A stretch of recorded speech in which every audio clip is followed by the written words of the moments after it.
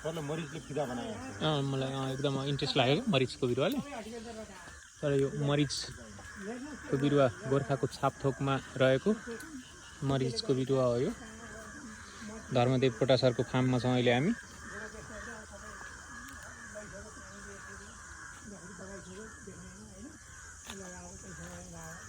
अनार बिरुवा, अम्बा, अमरुज, dragon fruit, आँप,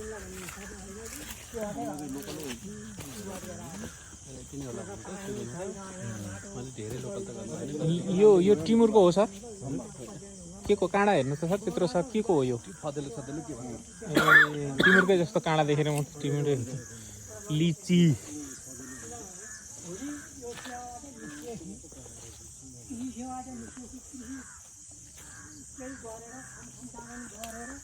देखाउनु पर्यो त्यही हाम्रो कृषिबाट विज्ञानले नगरे भए पो यसो भइरहेको खुरिया हुन्छ राज्यमा नीति छैन केही पनि छैन। मैले गरेको कति सम्झिनु पर्यो के राख्ने केही प्रोत्साहन राख्ने के लिडरबाट प्रोत्साहित गर्ने बनकुरिलो कुनै कार्यक्रम राख्ने अगाडि बढाउने गर्ने अलिकति हुन्थ्यो। यसलाई सुदूरपश्चिममा हाम्रो झिझिर काँडा भनेर भन्छन्। त्यसलाई कुरिलो हो यो बनकुरिलो।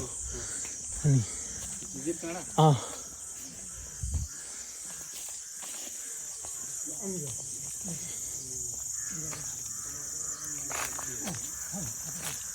यो कोदो जस्तो के हो?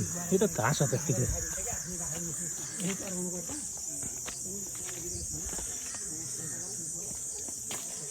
केरा फुल यो निगालो नै हो, बाँस।